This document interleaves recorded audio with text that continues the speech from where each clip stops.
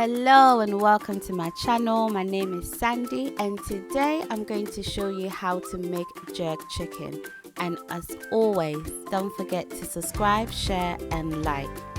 So I have already cleaned the chicken drums with lemon and I have sliced the chicken on each side just so that the seasoning will go through the chicken once marinated. I then sprinkle a bit of olive oil on the chicken.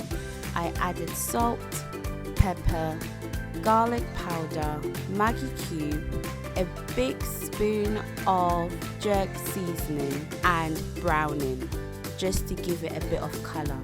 And I massage the chicken so that the seasoning goes fully in.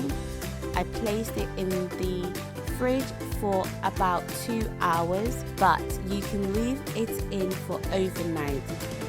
Once it's removed from the fridge, I placed it in the oven for about an hour and 10 minutes.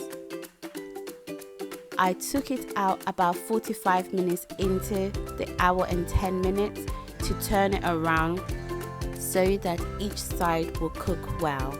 And here is the end result. I hope you've liked this video. If you have, don't forget to subscribe, share and like, and I'll see you in my next one. Bye!